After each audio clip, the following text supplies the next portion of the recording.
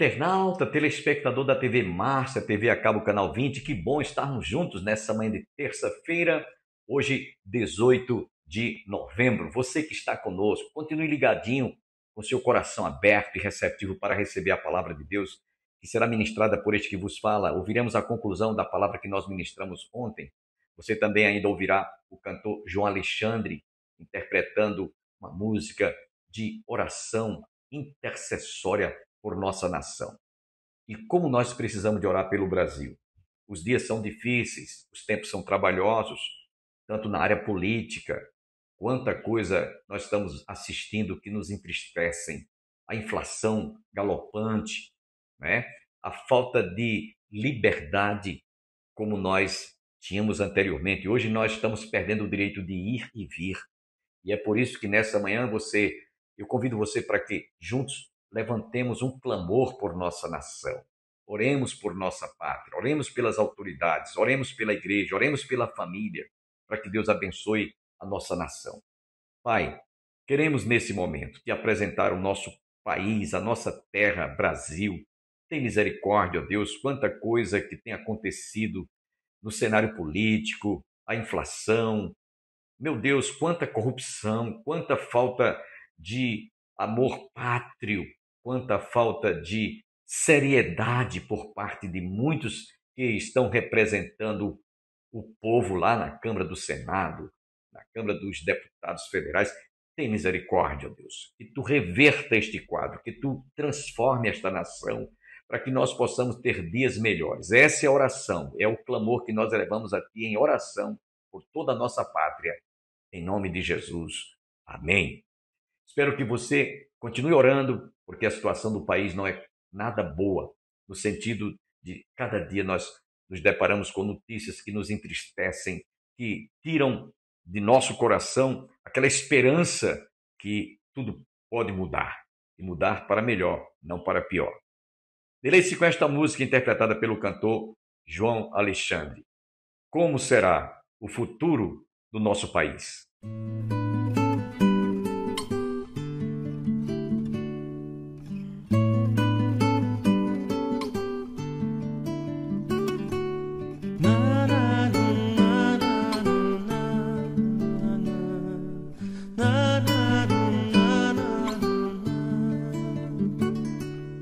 Como será o futuro do nosso país?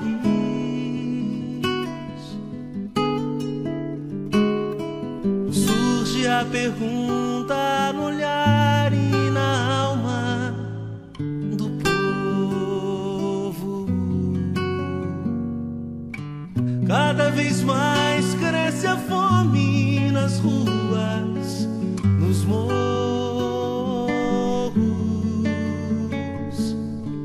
Cada vez menos dinheiro para sobreviver.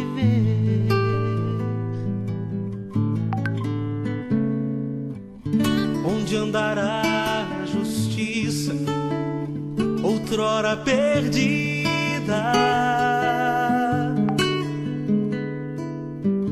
Some a resposta na voz e na vez de quem manda. Homens com tanto poder e nenhum coração.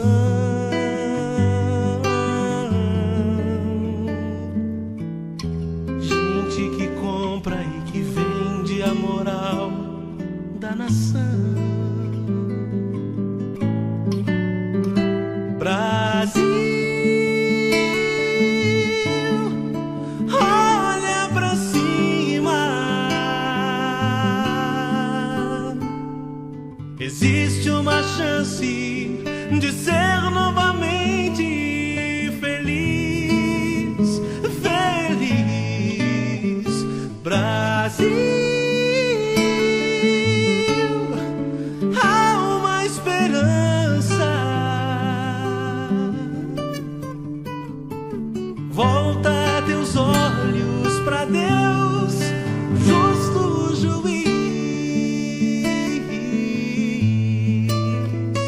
Brasil, olha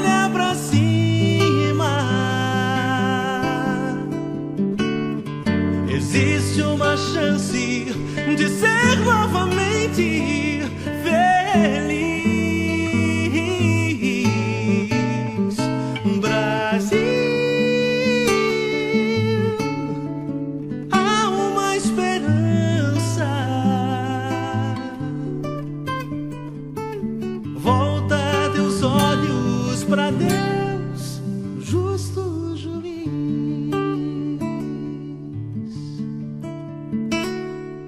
Como será o futuro do nosso país?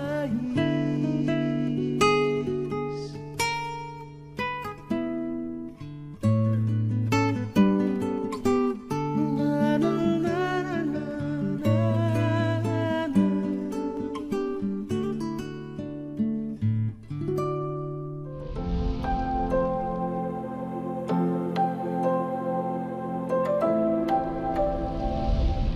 Basta você ler 3 capítulos da carta de Paulo aos Romanos.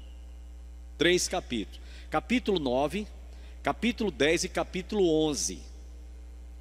No capítulo 9, inclusive, há um ensinamento errôneo, absurdo, defendido por muitos pastores, que a igreja substituiu Israel. Não, senhores. Vá ler a carta de Paulo aos Romanos, quem pensa assim, você vê que lá no capítulo 9, Deus está tratando com Israel. Mas como Israel rejeitou, abriu-se um hiato para Deus tratar com a igreja, capítulo 10. Mas no capítulo 11, ele vai voltar a tratar com Israel. É fácil de você entender isso.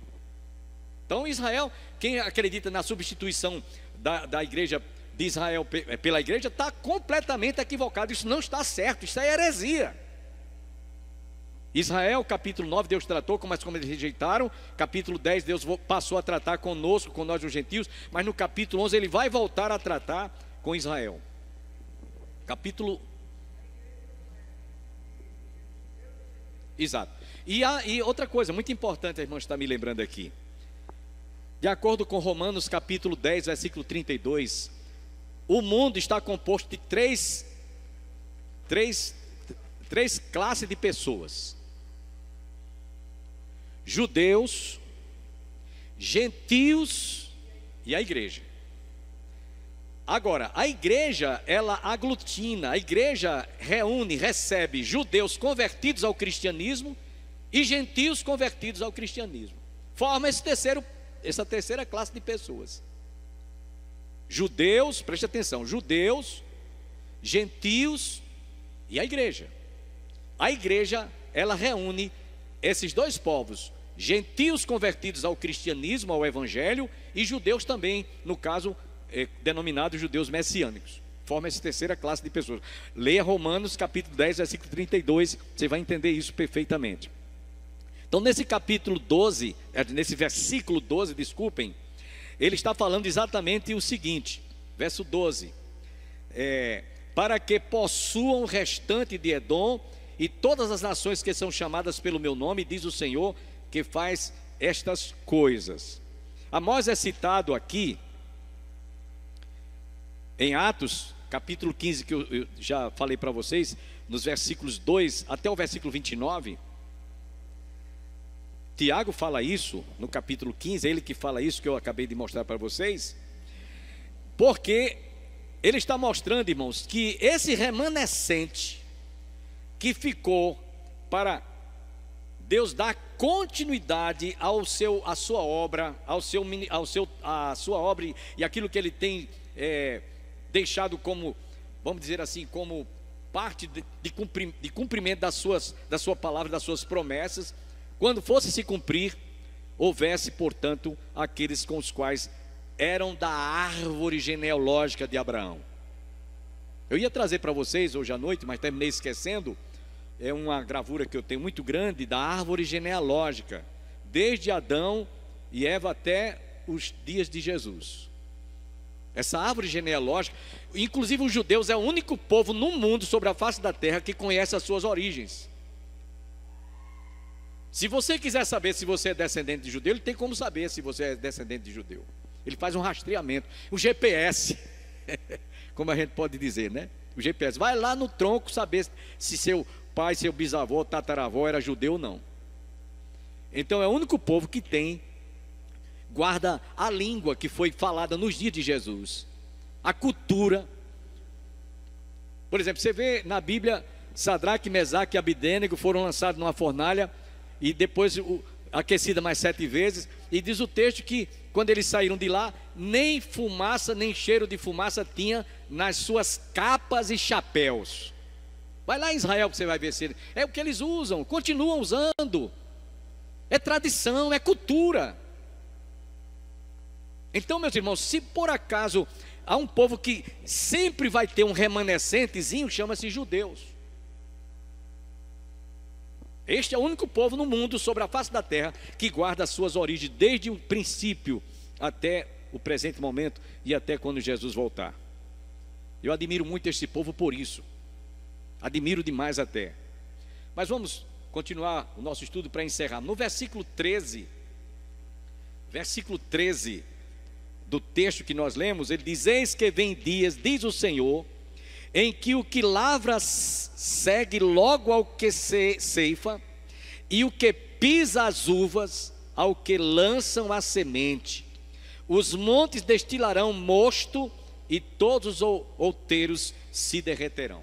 Algumas coisas que eu quero explicar aqui para vocês, que para a gente ter uma ideia, quando ele fala aqui, por exemplo, eis que vem dias, diz o Senhor, em que o que lavra segue logo o que ceifa. Então, quem é agricultor sabe que ele lavra a terra para plantar a semente, para depois vir o fruto. Mas ele diz aqui, essa profecia aqui, ele vai ceifar, ele vai plantar e vai logo ceifar, vai logo colher, rápido. Isso significa, é um sinal de prosperidade. Prosperidade, não é que vai acontecer vapt-vupt, não.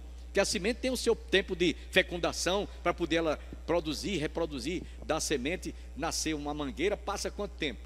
Da semente de uma manga, desculpem, a mangueira, quanto tempo é que vai passar para dar manga, né? Eu já disse aqui para vocês que eu plantei outro dia um pezinho de inhame lá em casa, passou 9 meses para o bicho nascer, e quando nasceu parecia uma bolacha. Foi mesmo, desse tamanhozinho, para uma bolachinha, não sei se foi o terreno, não sei o que foi. Eu sei que é o seguinte, que eu falei aqui, recentemente eu preguei, mostrei para vocês, não me lembro qual foi o dia, que para todas as plantas de frutos, e que produz fruto e árvore, tem o seu período de fecundação. Tem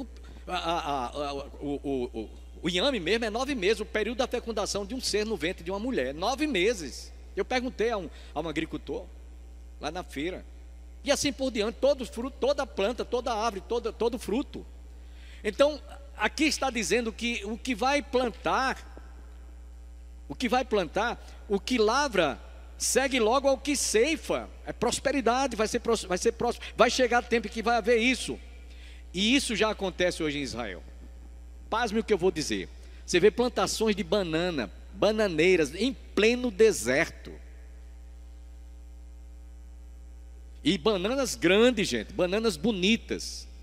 Eles colocam, a tecnologia é tão grande, que eles revestem o cacho de banana com plástico azul, para os pássaros não irem lá degustar.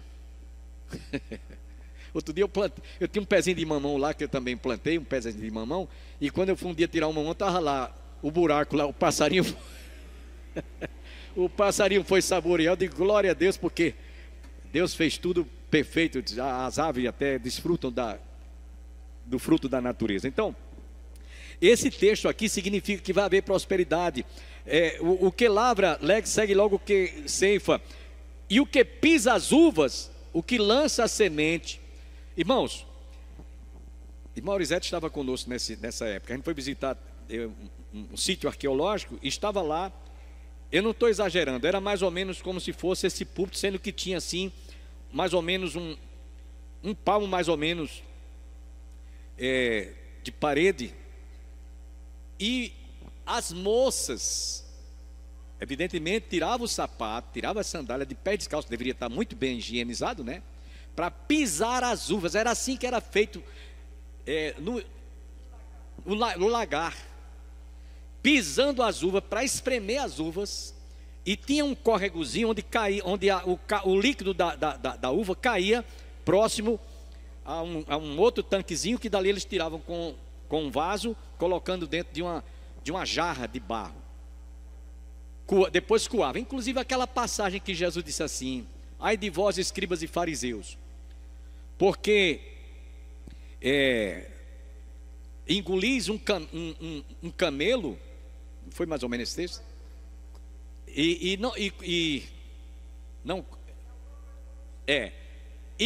Engolis um camelo, mas se engasga com um mosquito.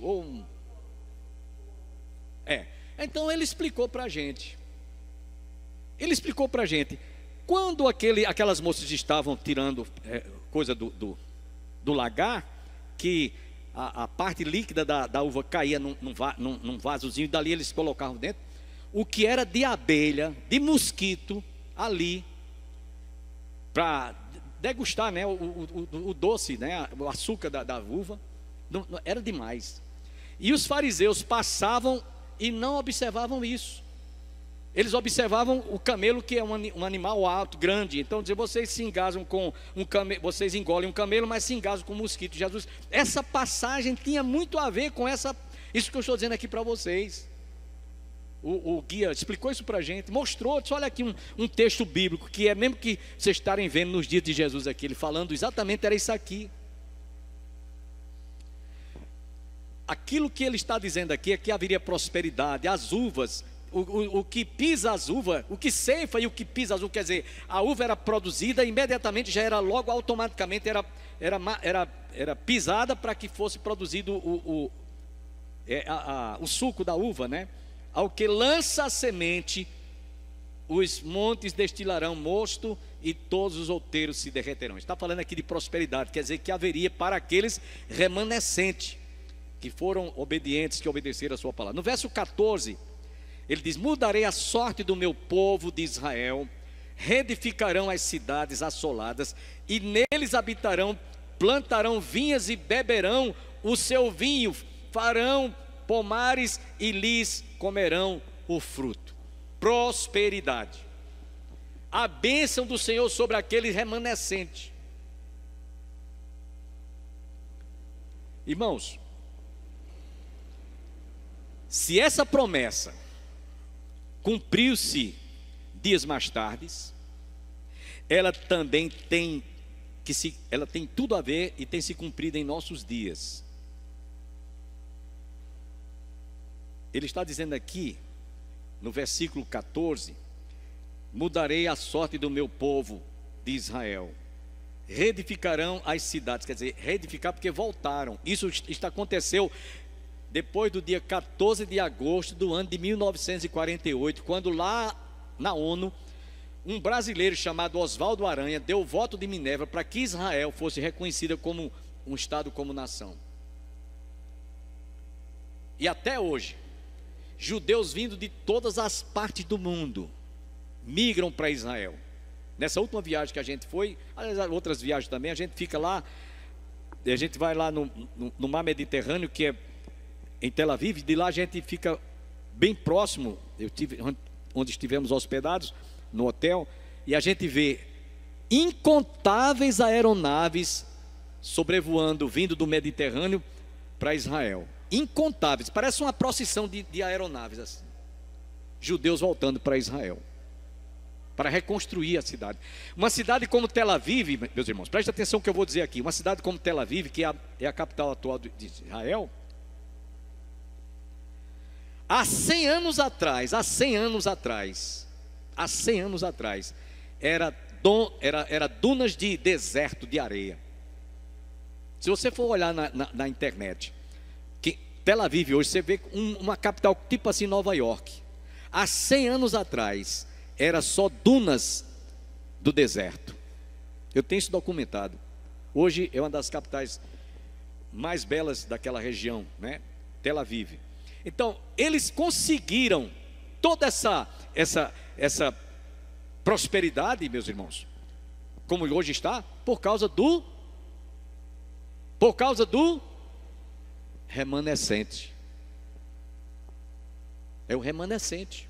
Israel é o que é hoje porque Deus preservou o remanescente. Então isso até hoje em nosso dia está se cumprindo, de modo que é da gente ficar assim, de queixo caído. Israel, meus irmãos, portanto, de acordo com, eu quero citar 4 textos e a gente vai concluir o versículo 15. Esses 4 textos, um deles está no livro de Jeremias, capítulo 25, capítulo 29, versículo 14. Escute isso aqui, abra bem os ouvidos, porque isso aqui é cumprimento profético em nossos dias. 29, Jeremias 29, versículo 14. Serei achado de vós, diz o Senhor, e farei mudar a vossa sorte. Congregar-vos-ei de todas as nações e de todos os lugares para onde vos lancei, diz o Senhor, e tornarei a trazer-vos ao lugar donde vos mandei para o exílio. Vou trazer vocês tudo de volta. É por isso que tem muitos judeus hoje, quando descobre que é judeu, vai embora para Israel, migra para Israel, vai embora. Outro texto que eu queria ler também é no livro do profeta Joel, no Velho Testamento. Joel, capítulo 3, versículo 13. Joel 3, 13. Outra profecia também que se cumpriu naqueles dias e tem se cumprido em nossos dias. Capítulo 3, versículo 13.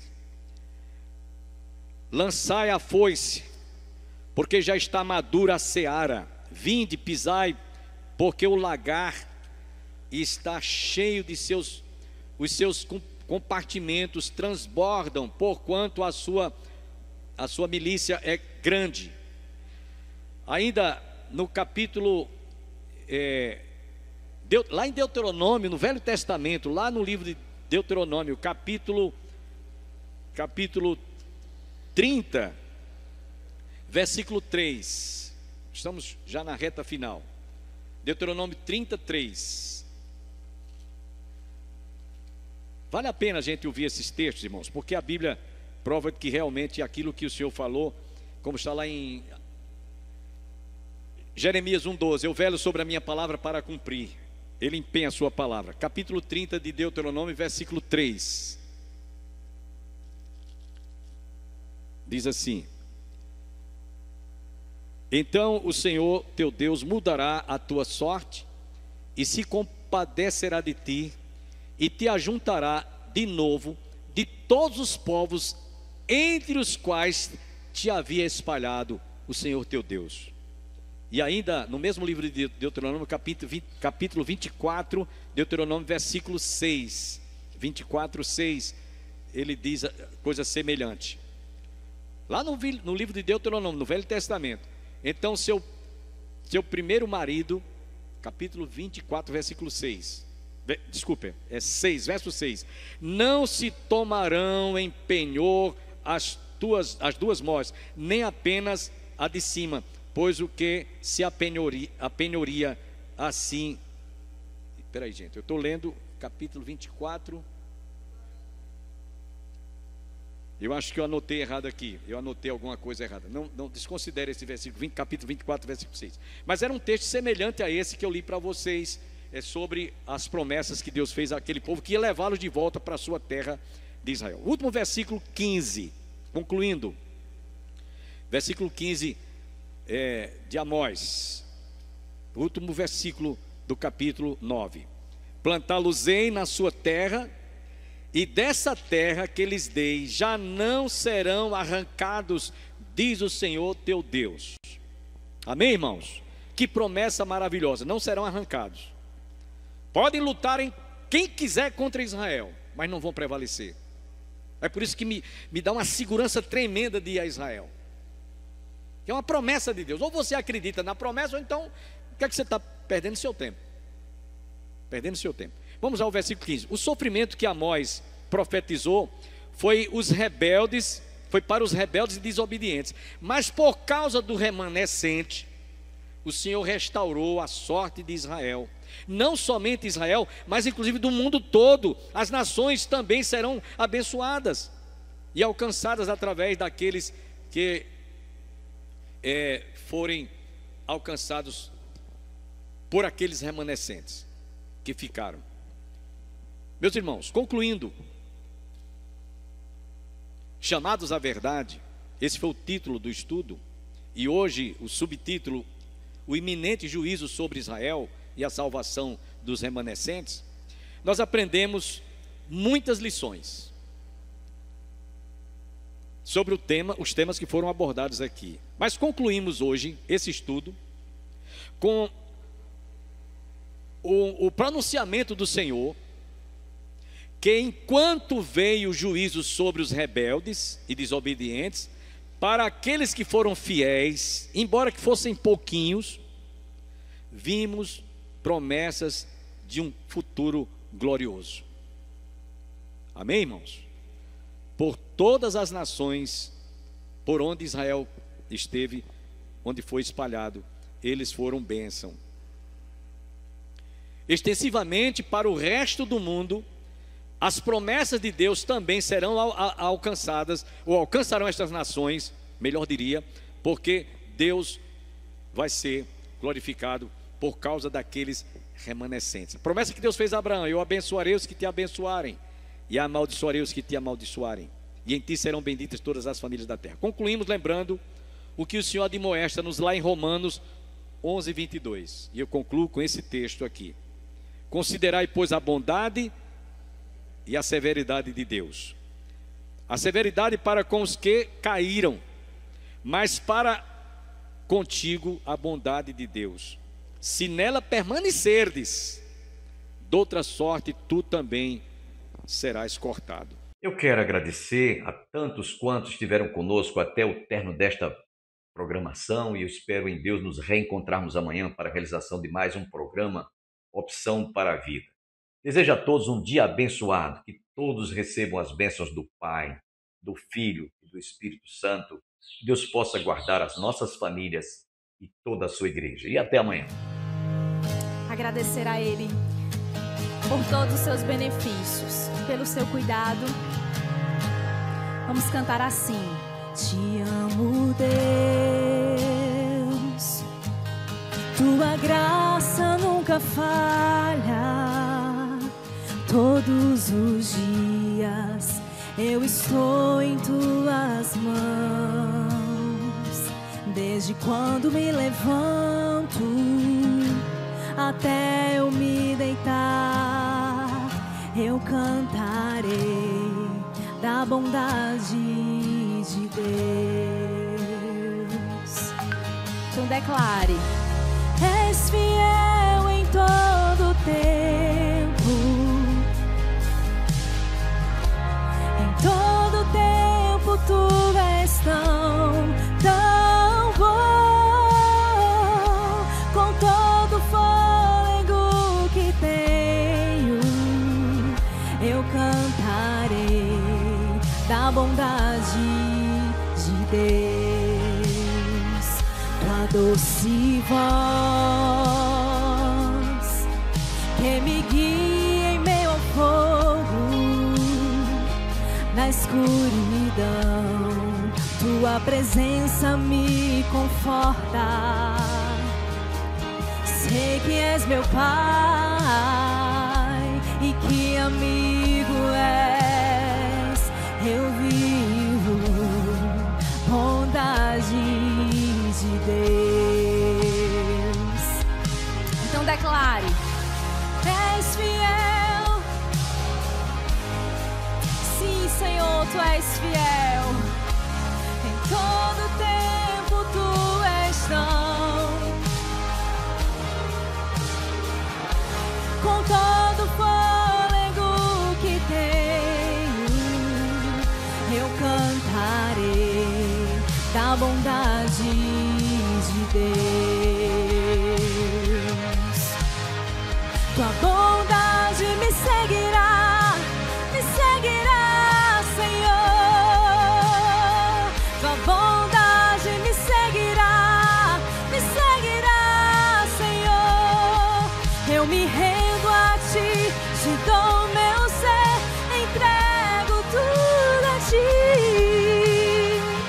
Tua bondade me seguirá, Senhor. Vamos declarar isso mais uma vez? Tua bondade bondade me seguirá. Tua bondade me seguirá, Senhor. Eu me rendo a ti, te dou meu ser, entrego tudo a ti. Tua bondade me seguirá, Senhor. Aleluia. Quero ver a igreja cantando. És fiel, és fiel.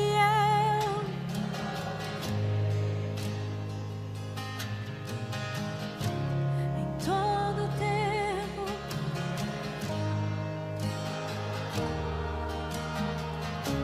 com todo fôlego que tem, com a nossa vida, da bondade de Deus. Aleluia.